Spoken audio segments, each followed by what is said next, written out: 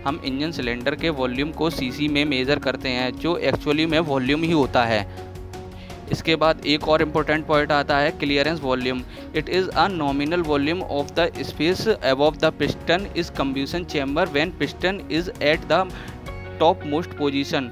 दूसरे शब्दों में हम कह सकते हैं कि इंजन के अंदर का वह प्लेस जहाँ पर फ्यूल बर्न होता है वह हमारा क्लियरेंस वॉल्यूम के अंदर आता है। तो चलिए दोस्तों, हम 4 स्ट्रोक इंजन की वर्किंग को स्ट्रोक के द्वारा समझते हैं, जिसमें 4 स्ट्रोक होते हैं। सबसे पहला स्ट्रोक होता है सक्शन स्ट्रोक, दूसरा कंप्रेशन स्ट्रोक, थर्ड हमारा एक्सपेंशन स्ट्रोक और फोर्थ आता हमारा एग्जॉस्ट स्ट्रोक।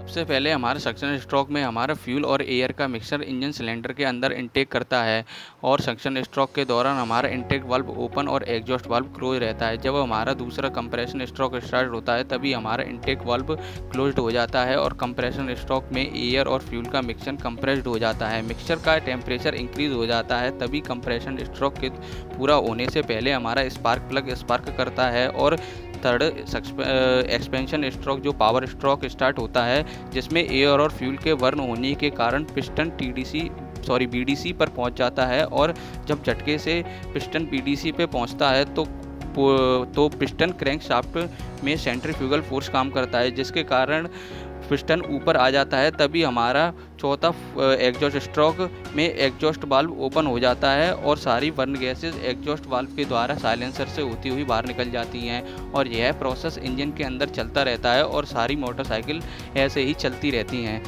तो दोस्तों, आशा करता हूँ मेरी वीडियो के द्वारा आपको हमारे 4 स्ट्रोक इंजन का वर्किंग प्रोसेस समझ में आ गया होगा। मैं आपके लिए काफ़ी मेहनत के बाद एक ओरिजिनल इन्फॉर्मेशन लाता हूँ और आगे भी लाता रहूँगा। आगे मिलते हैं और नई जानकारी के साथ। शिवम बुलेट बाबा यूट्यूब चैनल को सब्सक्राइब और वीडियो को लाइक और शेयर करना बिल्कुल ना भूलें। आपका दोस्त शिवम बुलेट बाबा, धन्यवाद।